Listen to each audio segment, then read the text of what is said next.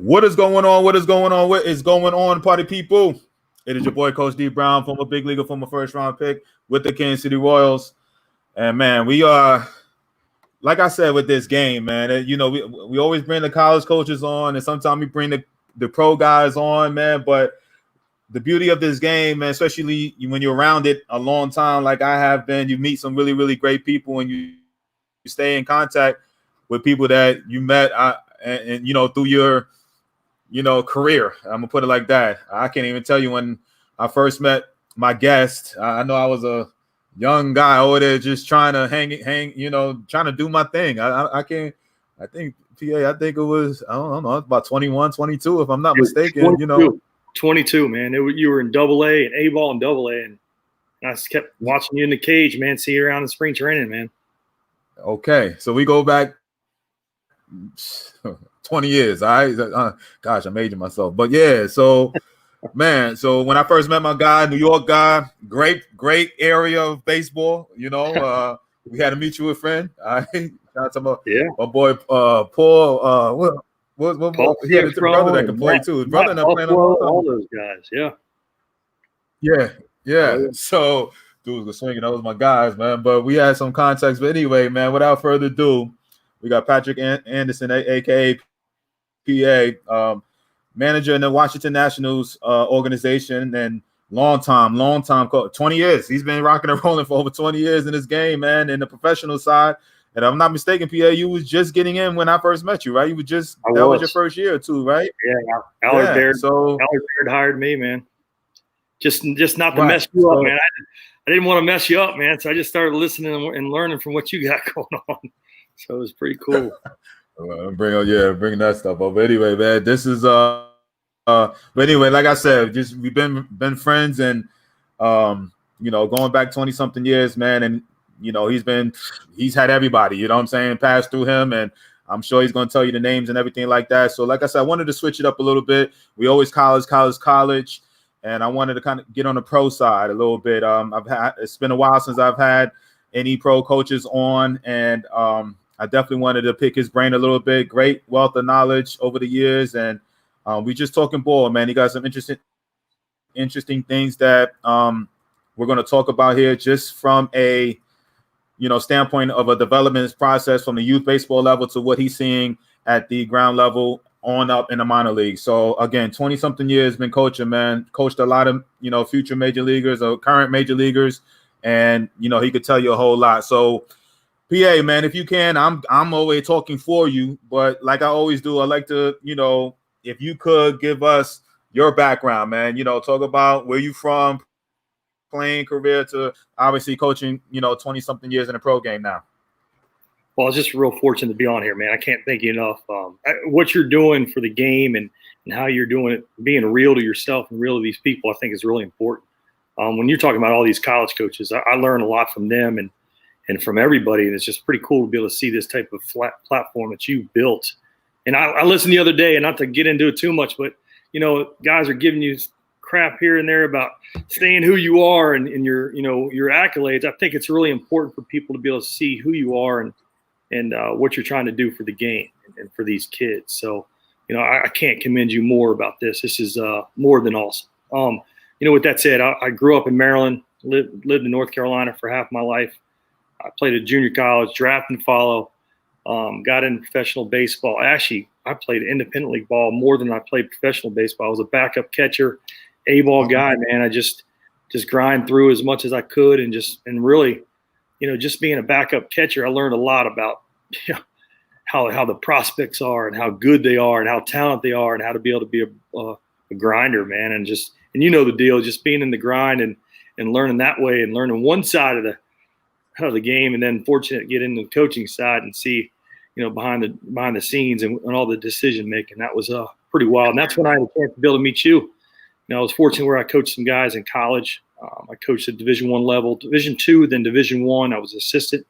I went with the Kansas City Royals for about 8 years as a hitting coach. And that's where I met you. I met Kevin Long, Joe D. It's pretty wild how things come all back around, because I was a head coach after I was with the Royals. It was a tough decision to leave professional baseball because Kansas City was so good to me. But I want to try to do. Where'd you go? What's that? So you left the pro game and went into the back into the college side? I did. I got offered the head job in college, and that's where my wife was. She was the assistant there, about to become a head coach in softball. And I sat back, and it was a tough decision because I had a 2-year deal and with the Royals, and you don't find that professional baseball. Usually it's just 1-year deals everywhere. And Dayton Moore took over after Allard. What's that? I see. Yeah, people don't even know that about the 2 years stuff. But go ahead, keep going. Yeah. Oh yeah. So, anyways, I was fortunate where Dayton Moore kept me on and really kind of allowed me to grow as a coach. And I was in A ball, and I really enjoyed just being in A ball because it was a pretty cool deal. And actually, matter of fact, I think Terry Bradshaw, if you remember that name, I'm sure you do. He's actually the big league hitting coach for the Royals now, and he grinded through. He was in AAA with Mike Jersley, who you know as well. Those guys were there, Tom Bergmeyer. Anyways, I had a chance to be able to go up for about a month and a half as a coach up there in AAA in Omaha. Oh, nice. And that was with Angel Baroa and Buck Buchanan, all these guys and all the guys that you played with.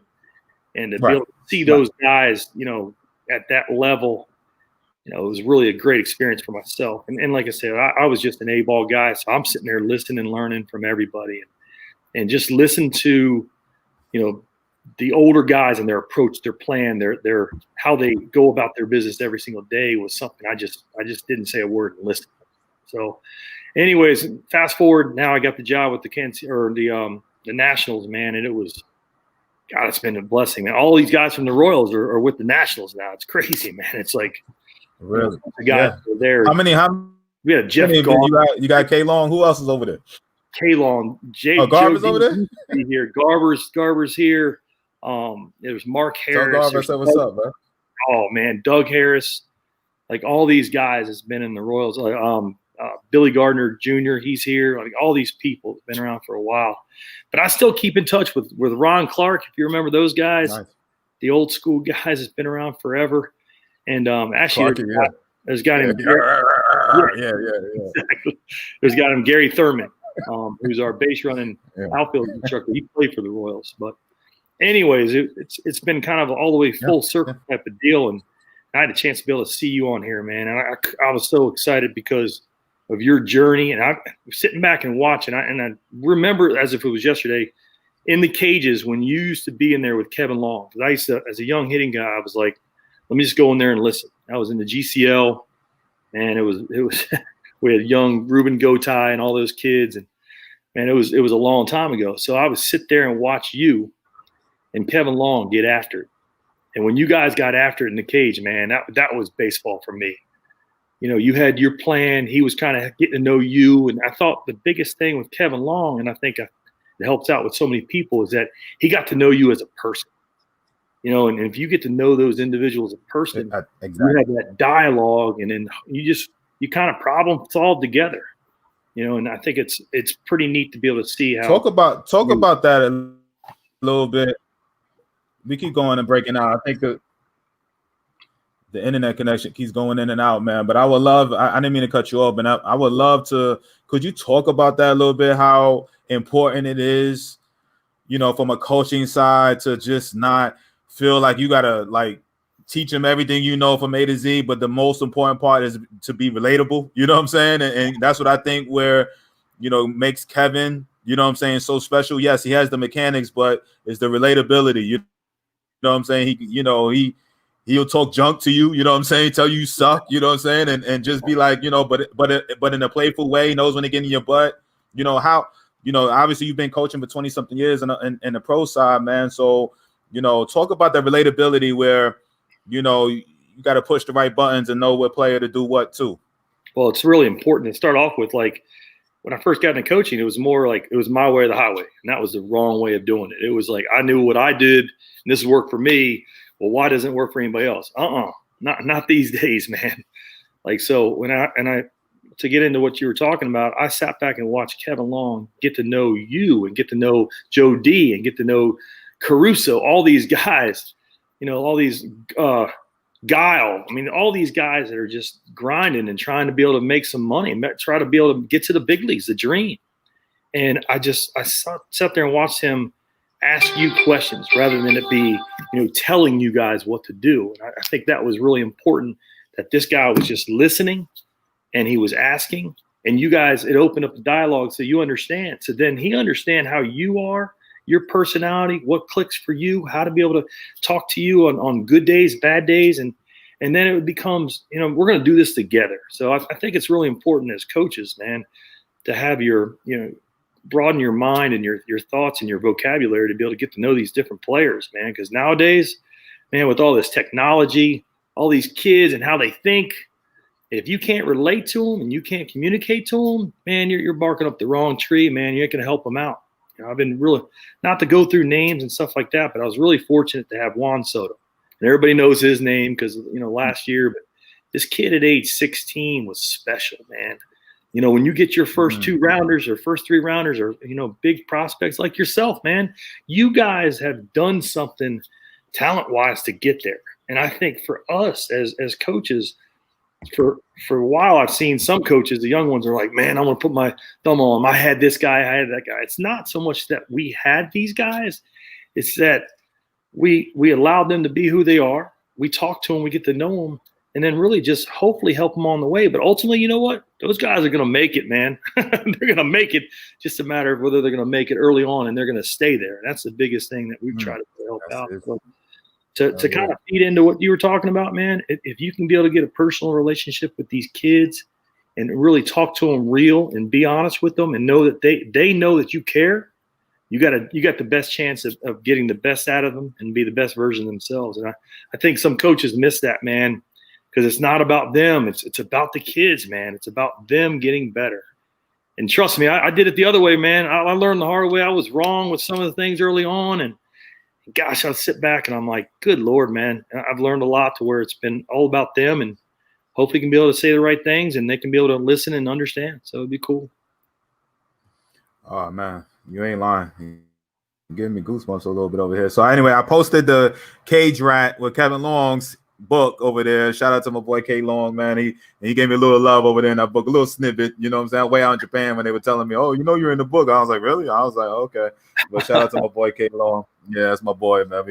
So anyway, Russ says D sounds like a lot of guys from your group made it to the big leagues. Is that more coaching or the players? Some organizations produce a lot of pros and some don't make any. What's the difference? I'm gonna let you answer that, please, man. That's you. Man. I look at it like this. Man, the talented players, for the most part, they're guys need to make it to the big leagues. There's players that need to play in the big leagues. The most talented players get to the big leagues for the most part. But I feel that coaches can help them with the journey, and if they can relate to them, they can give them little stuff here and there. But ultimately, the game will teach them. I feel like, I had a coach, D, and I thought it was pretty amazing, man. I hope I didn't lose you there, but I had a coach tell me this. He goes, he asked players for the most part, like, who did you learn the most from? You might have some coaches that you really relate to. Sometimes you don't. And ultimately, it's the trials and tribulations of the players going through games, playing, grinding through everything, and then they learn from their teammates. But the game will teach you, and your hope that some of the coaches have enough knowledge and not be egotistical or whatever, they can be able to help you along the line. But ultimately, those players figure it out, man. And I want to have value in being a good coach and help them out as much as possible. And don't get me wrong, but I really think it's important for these kids to understand it. If you can be able to take some tidbits here and there, and these coaches, for them not to be a super coach and over coach. So ultimately, the players figure it out, man. That's what I've seen a lot. Whether they figure it out early on and they might be able to get something. Now, don't get me wrong. There's some situations where some coaches have really made some big impacts on some players and really get them from one level to the other. But for the most part, those players make plays, man. That's one of my favorite phrases, man. Those guys find a way to get there, man. That's just my opinion. I think that I always tell people, I even say this to my own daughter. I said, listen, we talk about coaches and stuff like that, and I tell most players, I said, listen, coaches, like great coaches that will essentially give you like life lessons that you will take to your grave. I said they're like almost like best friends. You know what I'm saying? It's like you hope to get 2 to 3, you know, really good best friends in your lifetime. You know what I'm saying? And you're living, you know, and that's a, you know, you're on top of the world if you have 2 or 3 great best friends. You know, really good friends. And I told, you know, my daughter all the time. Same thing with coaches. You know, I could count on one hand. I asked a lot of pro guys. You know what I'm saying? Like, how many like coaches were very influential in your life? Like, how did, you know, how many coaches have been, you know, that type of coach to you? And they always say like they could count on one hand. You know what I'm saying? Like, you know, those, you know, 3 to 5 coaches. And I was like, yeah, because I know me, it's about 4 or 5. And then a lot of it, like you said, it's not X's and O's. It's really never X's and O's too much. You know what I'm saying? You know, it's more of the, you know, the interaction. You can tell them things outside of the game. You know what I'm saying? They get on your butt. You know what I'm saying? And you know, you may hate them at the time. You know what I'm saying? You may really hate them at the time, and then later on, you be like, man, he taught me something right there, man. I appreciate everything. You know, he helped. You know, he helped mold me as a man, not just a player, but as a man, right? Yeah. Oh yeah. Amen on that. All right. All right. So let's say this, man. So like speaking of these coaches and stuff like that, man. When it comes to this pro side, man, again, 20 years, you're seeing college and youth ball players, you know what I'm saying, coming in for the last 20 plus years, man. What have you seen the difference between, let's just say 15 years ago to what's going on now? Because you do a lot of stuff on the youth side too, you know. So what you know, what type of teachings, what, you know, has the game changed a lot, good, bad, and different from, because I know a lot of times, you know, you spend a lot of, you know, with those kids coming into the pro side, you know, coming to the pro game. So what changes have you seen, good, bad, and different with those type of players over the last 10 to 15 years? It's fun. I'm going to use this as an example, as we keep talking about Kevin Long and kind of the hitting side, and I love talking about that. And then we'll get into this kind of the throwing program, what we talked about with the throwing aspect and the fundamentals of there. But with the Royals, when I first got there, it was rotational, rotation, lower half, rotation.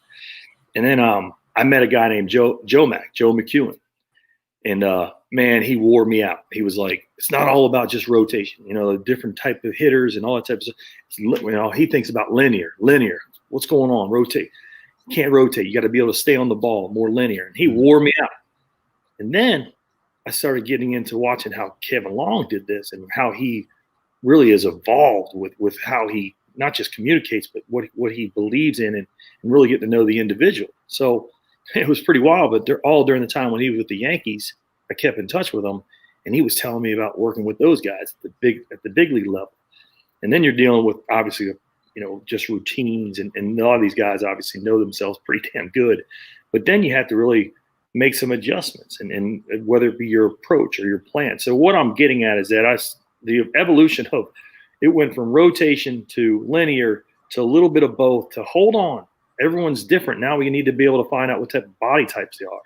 So what I've seen nowadays, it has been more of, okay, what kind of body types we have, what kind of moving patterns we can be able to teach, how we can be able to help these kids out. And the strength and conditioning part of this piece has been so big, so important. So like we remember, I'm going to drop a name on you, you're going to love this, but Joe Jones.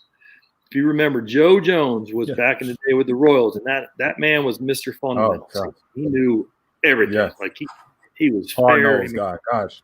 Little bitty guy that'd be jumping down your tail because if you didn't catch and throw that daggone baseball right. But we'll curse you out in a minute too. Oh man. So, but I learned a lot from him. But you know, the big thing with him is that he didn't buy into the strength conditioning part of it. And he was just like an old school guy, which I have a lot of respect for. But nowadays, with what's going on, the strength conditioning part of this and the stretching, the elasticity, and getting guys to where they can be able to get stronger, but yet be able to handle the ins and outs of this game and the rigors and how hard guys are throwing and playing 162 games and all that type of stuff. So it's been, I think that piece has really kind of jump-started a lot with these kids, and they're doing it early on and younger. So, I mean, I sit there and laugh, and I look at you, and I knew back in the day you were big, man. You were a strong man. Even at age 21, I was like, God dang, man, your lower half was huge, just big, strong. And I'm like, God, he can do some things that a lot of people can't. Well, guess what? Now there's more of those type of kids, more people like yourself And I'm sitting back and I'm like, look at this body, look at this athlete. So I guess really for the most part, to answer your question, the strength conditioning part of it, that's really the arm strength, the lower half, the overall body strength has been really, really good. A lot more these days. But to get into the piece that we were talking about earlier, and this was before we got on here, is the throwing mechanics, man, and just playing catch and making it important for these kids, man. I've seen how many times we go in there, and I'm a hitting guy, man. I love hitting. I'll talk hitting all day long, man. I love it. The stuff you talk about with hitting, I mean, that's why I got on here, man. I was all pumped up. But then it made me think, like, all these kids, they go into cages, they want to hit. Of course we want to hit, man. But we got to catch and throw that baseball. We got to be able to, we got to hold those guys to some runs, because there's some pretty daggone good pitchers out there. In these one-run games and these playoffs, you can start seeing some hitting, but not a lot. They start pulling 98, 99, 100 out of that bullpen with the slider that's coming about 86, 87. Man, there's some good hitters, but good God. So there's a lot of strikeouts, there's a lot of outs, a lot of ground balls. So my point is that if we can't catch and throw this baseball, make it important. And I think we kind of lose track with that a little bit because we like to hit. Everybody loves to hit. So as I walked or gone around all different parts of the country, I've seen all these showcases in everywhere. And I'm not blaming anybody, but it's the craziest thing. I look down the right field line before a game or left field line, and I see these kids playing catch, right?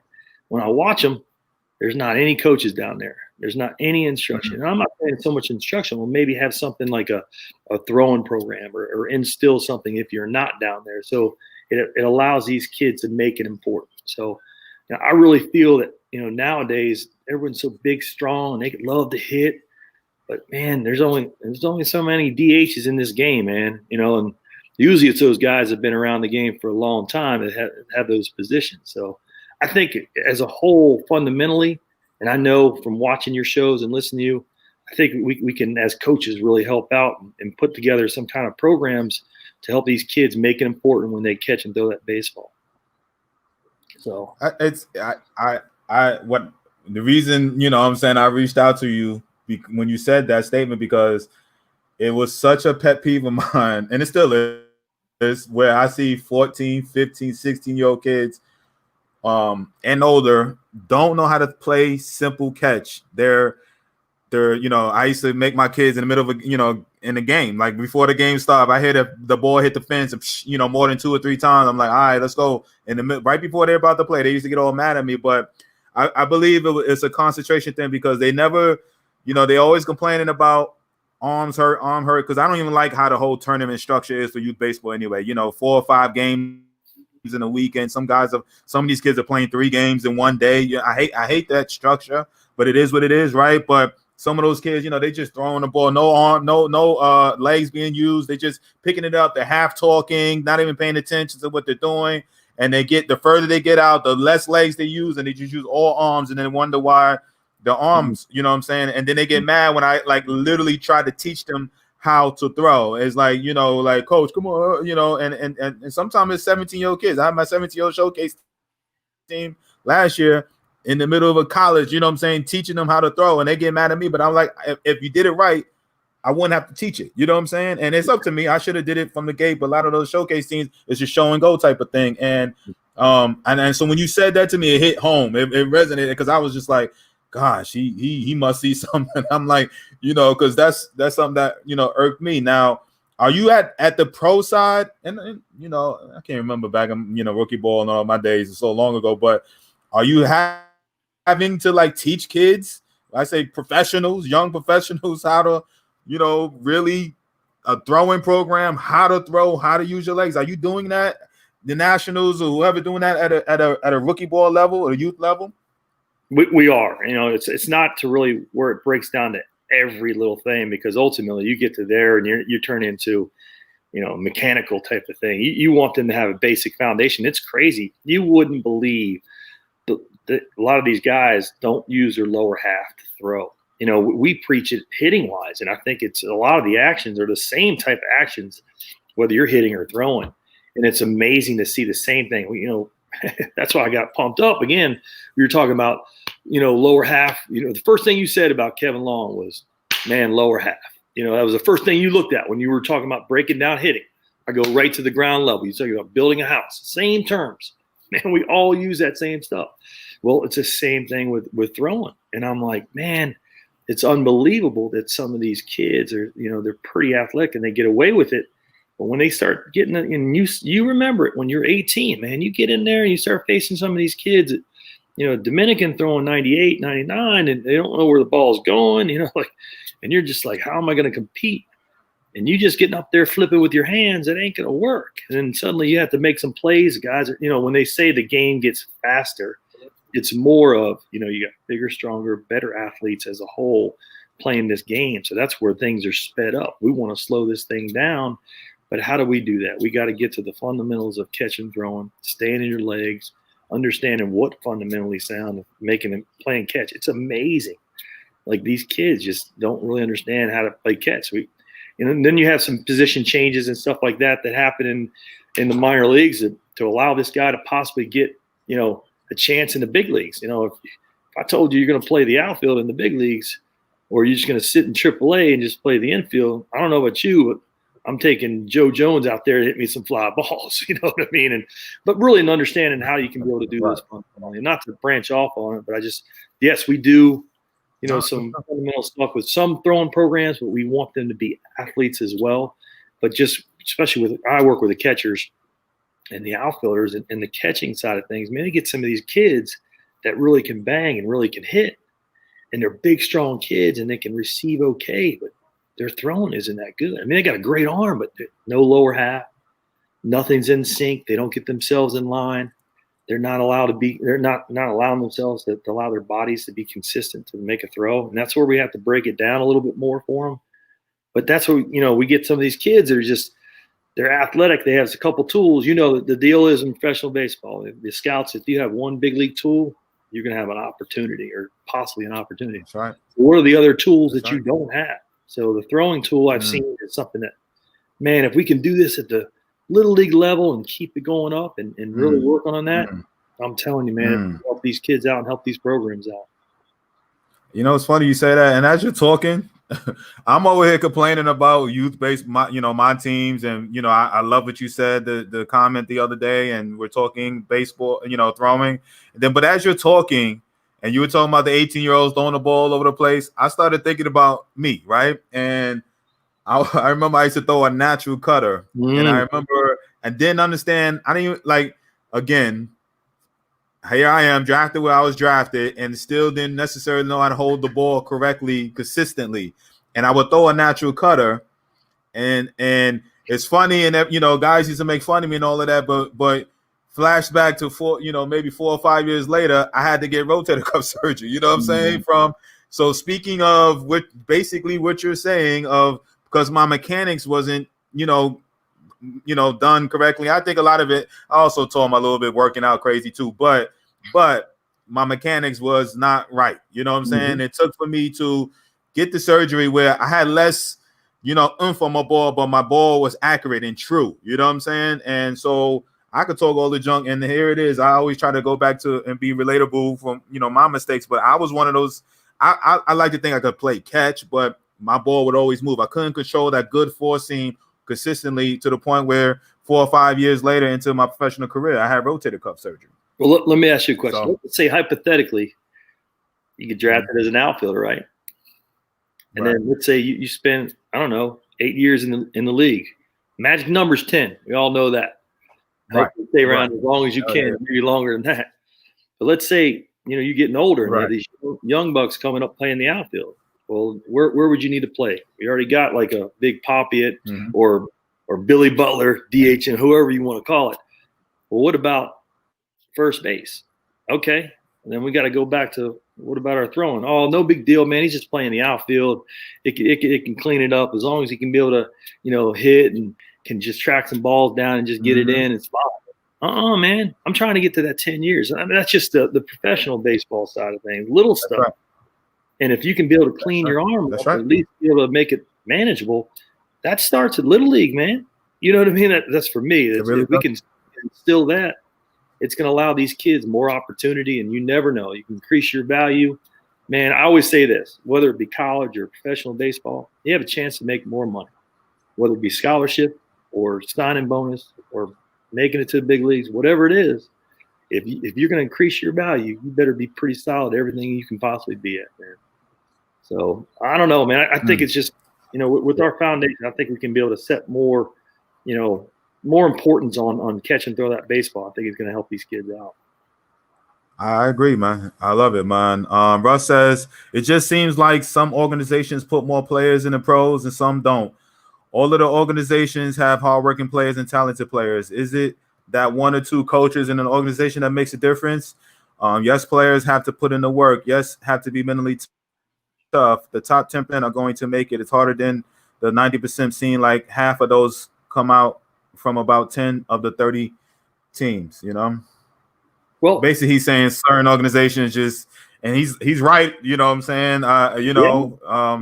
You guys are doing well over there, the Nationals, the Sotos, and Zimmerman's back in the day. And, I remember, you guys have had Strasburg and obviously Bryce Harper, you know what I'm saying? So you guys have really had, some really good, draft picks and didn't miss, you know what I'm saying, on Rendon, you know what I mean? But certain organizations, I was just talking about this other day, like the Braves, coming up, the Braves, certain teams, you just knew like, why, how are they, like everybody on their staff is throwing 95, like, got the same build, big, strong dudes coming downhill. And I'm like, the Indians back in, Indians, I guess, still, but the Indians was knew how to draft well. Obviously you being in that, in the pro game for so long, what have you seen in, with different organizations? Why, like certain teams, the Royals started hitting, lately, the last, with the Moose and Hosmer and, Gordo, just I saw today he's retiring and, guys like that. But for a while they were missing, you know what I'm saying? I guess me included, because, I should have had a 10+ year career, you know what I'm saying? So how does some organizations do it right and some don't? Why? What is it? Is it scouting? Is it coaching, like Russ says? What is it? I personally think it starts off with the scouting. You got to get players. You don't have players, you don't have a chance. And with regards to developing those players, I really feel that if you have continuity in your minor league staff, and it is everybody says this about we're on the same page. But ultimately, if we have the basic interest of having a good foundation and basic interest of helping these kids out, and they know it, and we have a plan for each kid, and you communicate to those kids every single time as much as you can about getting them better and having that interest, I think you have a chance. Now, bottom line, like I said, you got to get the players, man. The scouting department is huge, huge. And then if you can be able to get those kids that can be able to over that hump or allow them to be able to get from good to great, the deal. Like those coaches, like I said, they can help you out as much as they can. And you never know. Like, there's so many guys. We had a kid named, and I'm not sure if you remember him, a kid named Eddie Lucas. He was a little bit past you. He's younger than you. This guy spent 10 years in the minor leagues. And he was when I was in A-ball, you were already in the big leagues. And I think, because you were in the big leagues. This guy came through the Royals organization, minor league, just from Dartmouth University. And now, he's played in minor league for 10 years. He finally got a chance. He was about to shut it down with Miami Marlins. And I laugh about this kid because now he's the hitting coordinator for the Brewers. And this guy was like just average guy. I mean, like when I say average, he ran okay, threw okay. I mean, he was like the last guy spring training. John Mizrock would want him on his team the last second type of guy.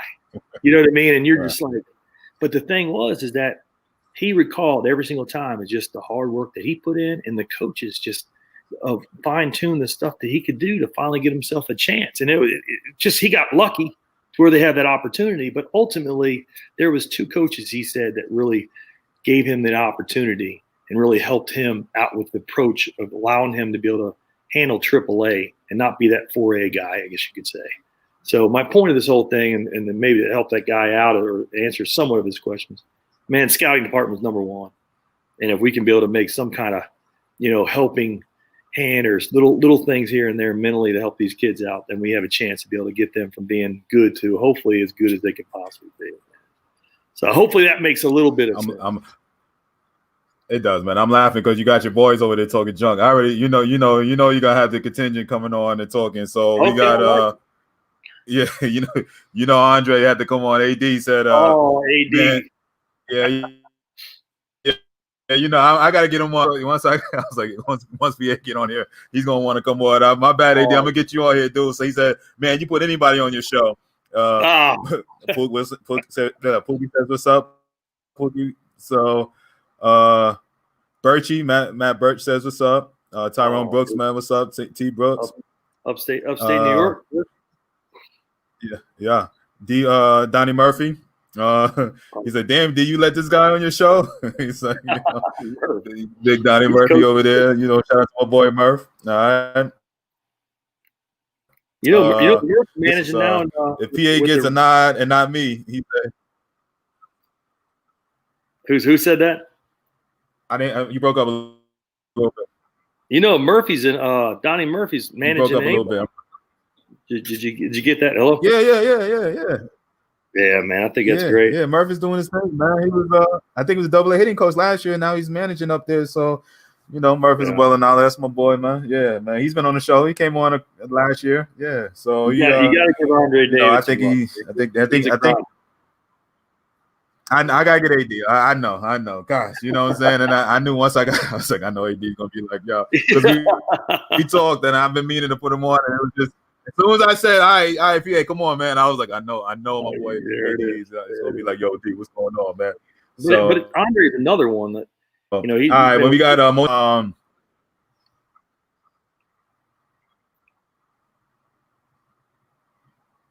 Monique says, are utility players looked at by minors, or are players who consistently play one position more valuable after college at the next level?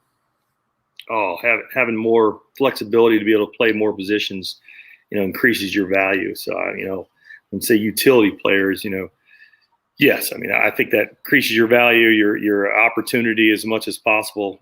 Obviously you got to have one big league tool at least, but for the most part, if you can have some versatility, it's huge. So yes, if you can play as many other positions, it increases your value 100%. That's a good question. Good for Monique.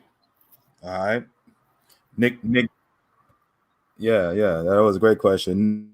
Nick Green says, "Tell PA I said what's up." All right, shout out to Greenie, another guest on the show. Yeah. George says, "Asked Beans last weekend, what position are you playing this weekend?" He said, "Coach didn't say," and I was like, "You need to know." Then he schooled me. Beans said, "Coach shouldn't have to tell us where we are playing. You should be able to play anywhere." And is there truth to that? Should kids be utility or lock down one spot? And Beans is just 11, 12 years old talking like that. Oh, 11, 12 for sure, man. Like I said, it's the same thing what Monique was asking about for the most part. Even the younger level, even more so, that the more versatility they have, the more flexibility they have, it just becomes better athletes, better opportunity, man. And so, especially at that young age, play it all, every single position they can. You got to get AD on there, man. Come on. You got everybody over there joining. We got Paul Phillips chiming in, says, ask for Philly Phil says, ask Austin Nola about utility players. Who's Austin Nola? I don't know who that is. That might be I don't know what Philly. Philly, explain yourself over there. That may be that Meridian. That Meridian, Mississippi stuff. Brain stuff. He's doing really well. So yeah, Philly is. Monique says, thanks. My son plays college outfield and middle infield. Last season he was DH and looking for any way to make it all the way. So trying to make sure he has the right direction. All right. There you go, Monique. All right. I like that. Philly says Austin plays 6 different positions in his first year in MLB. Like that. Austin Nola. Do you know who? I don't know who that is. I probably should. Well, Philly, Philly, yeah, Philly, Philly act like we saw the, like be in his brain. He a wealth of knowledge all these years. He do that brain. I never heard of Austin Nola, but anyway, okay. Clay Phillips said play that LSU. Okay, well, okay. I thought he was. Do you have LSU ties?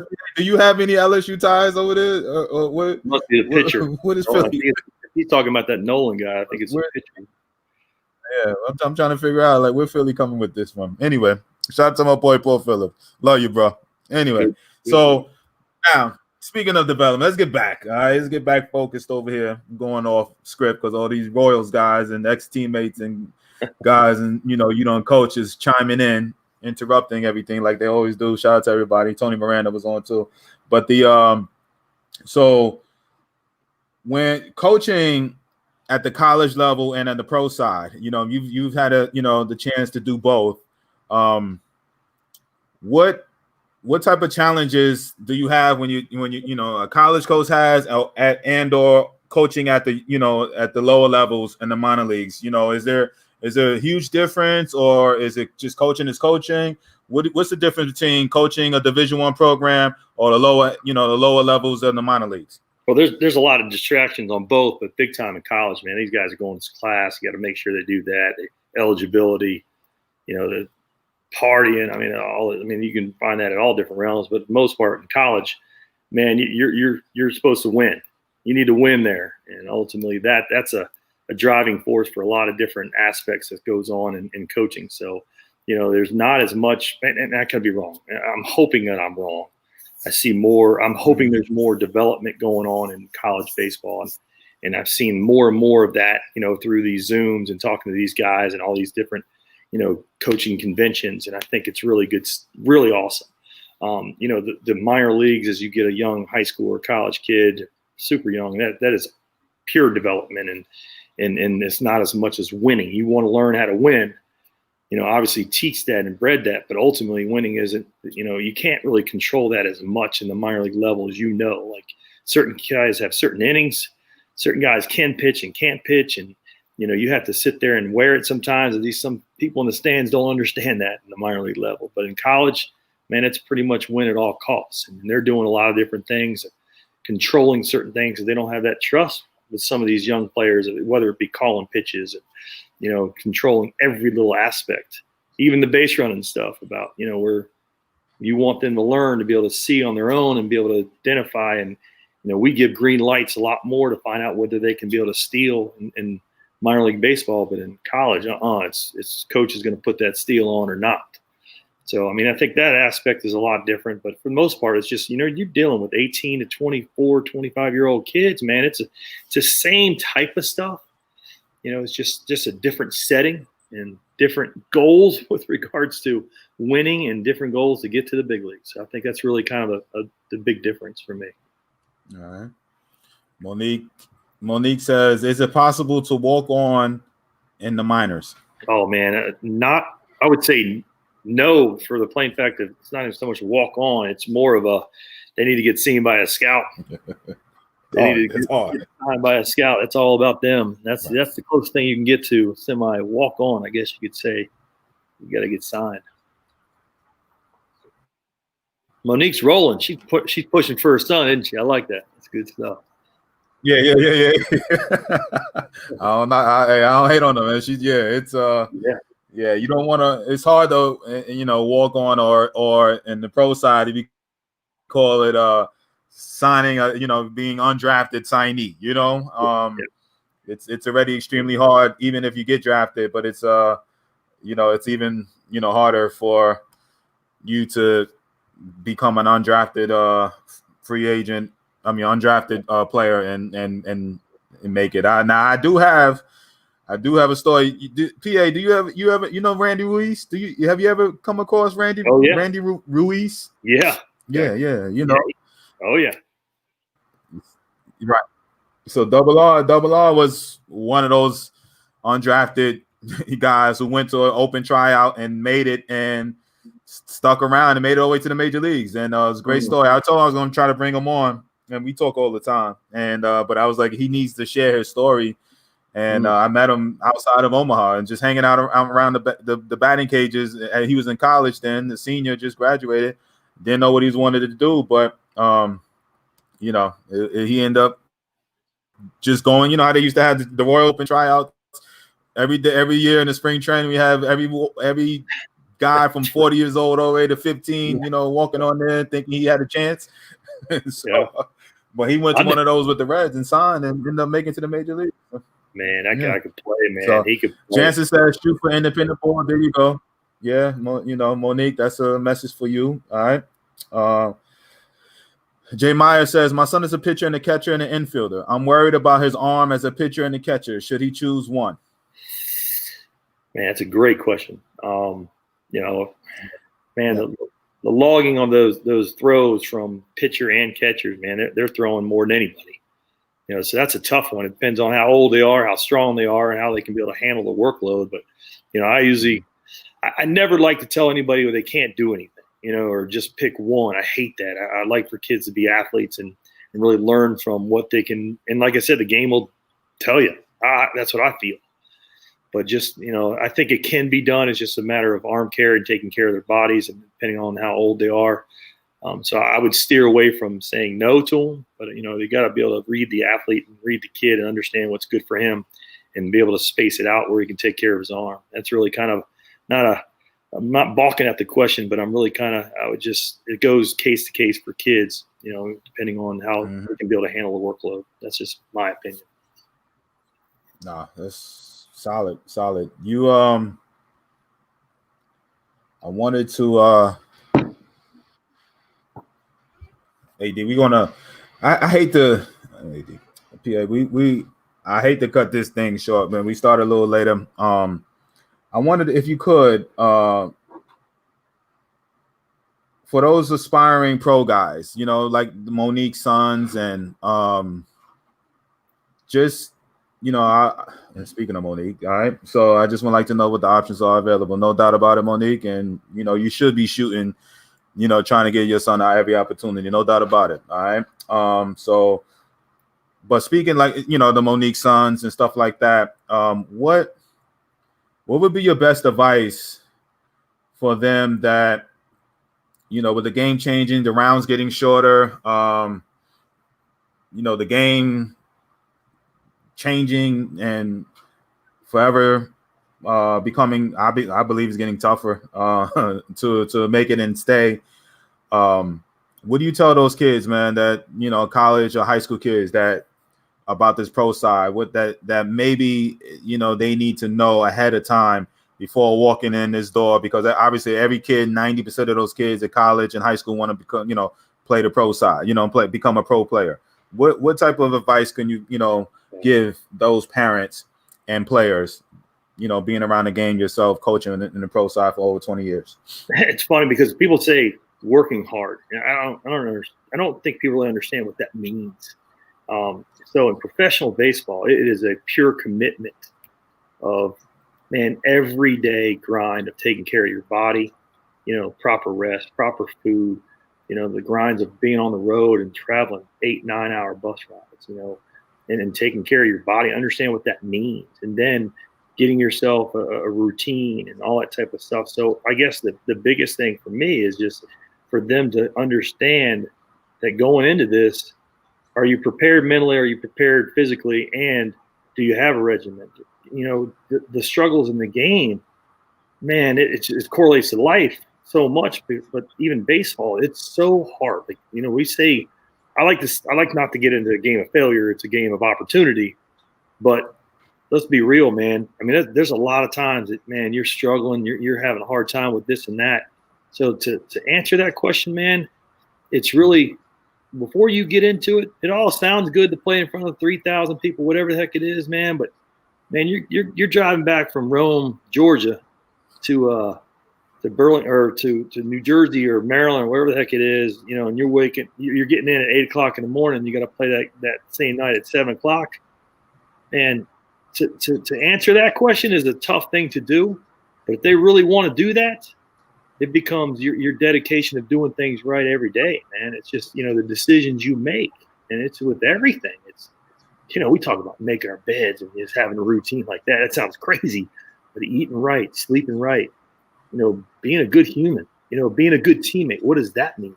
At some point, that's going to play in a factor that's going to help your career or not. I don't care what anybody says. Your ability is going to be, the biggest thing. But, little stuff like that I think is really important to really help these kids out, man. If they can really understand what hard work is, I think the parents and the coaches can be able to really help them out with that, because I don't think kids. I think the hard work is when they just show up. They just show up to the practice and they do what the coaches say. That's hard work.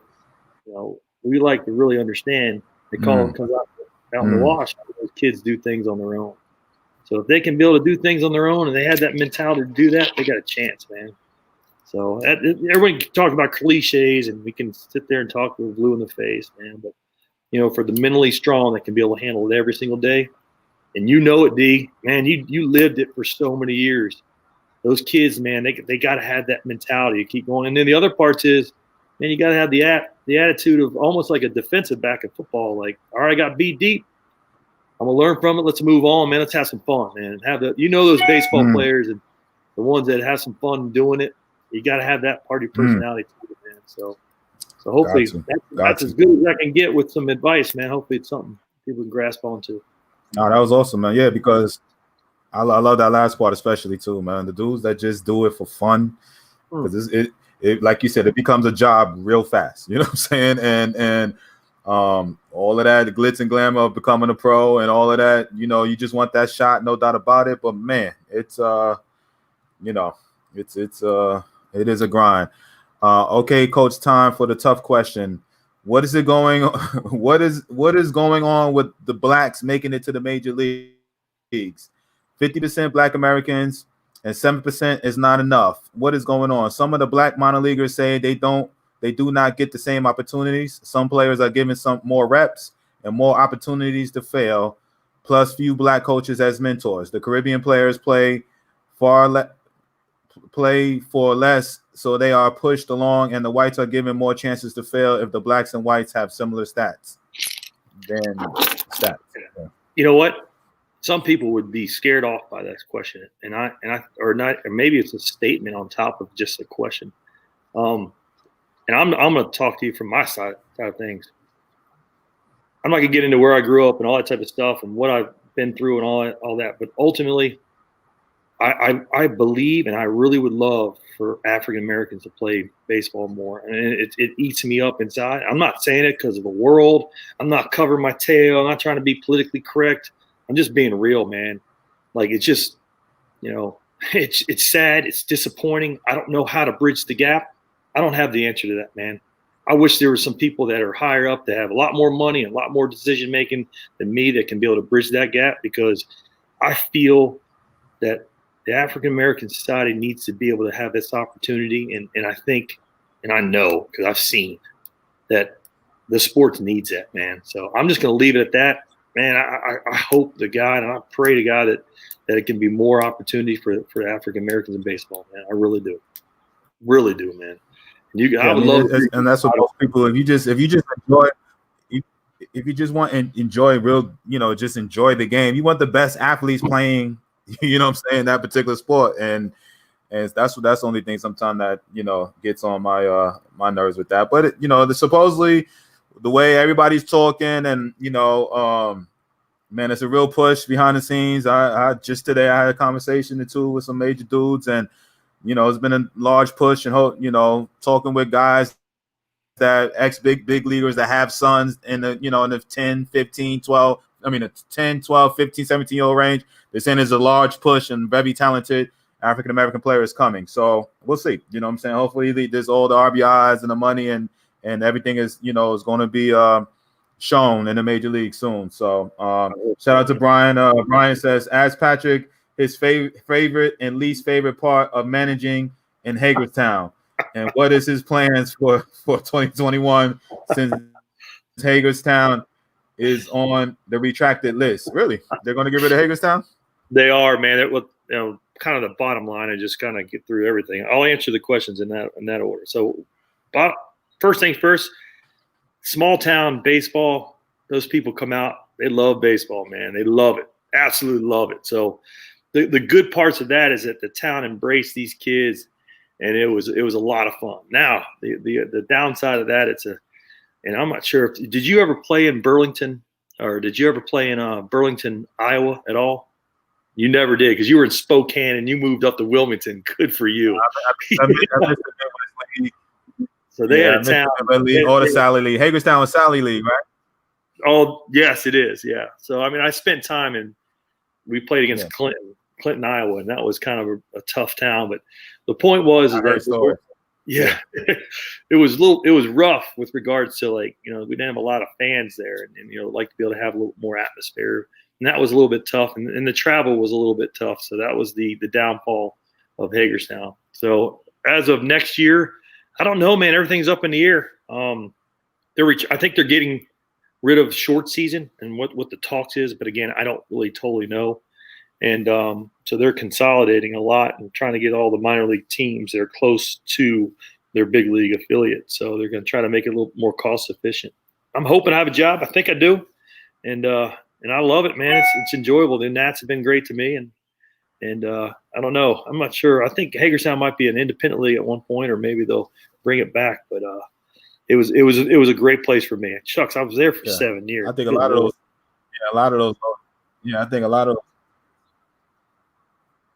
I used to hear stories and stuff, about Hagerstown, and I know Brian's a Maryland guy, thick and thin. You know what I'm saying? He's I've known Brian for 20-some years, man. But he's I heard stories about Hagerstown. So it's been around for a while. So let's real fast before Pierre, I appreciate you, my brother, man, coming on, man, and short notice and talking ball, man, and help me, man, and get through the day. Enjoy this part so much, but so tomorrow I will be hosting the showcase in Jackson, Tennessee. I got Atlanta. I think somebody messaged me about Texas. I got a couple in Texas, October 24th and November 21st. October 31st, Halloween, we're going to be in the Dallas-Fort Worth area. November 21st, we'll be down in Waco, and then October 24th, Orlando, and then October 17th, Atlanta. So I will start marketing Atlanta next week. I just wanted to kind of get through this thing tomorrow. Getting through it, and it's the first one with the streaming, and I'm doing all the streaming stuff.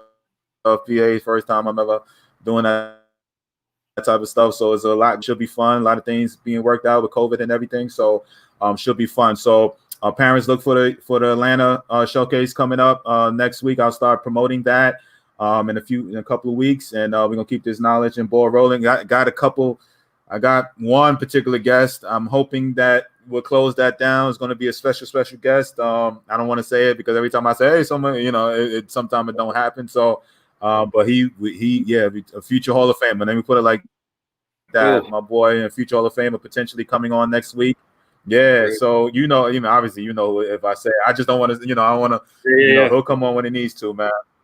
All right. So, but we would definitely, Pierre, I appreciate you, man, taking out the time, and this is something that Brent and No Doubt appreciate it.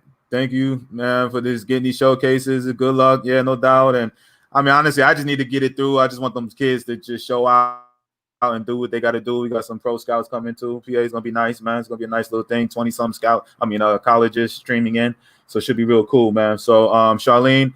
Yes, it's for the 2021 players. I'm sorry.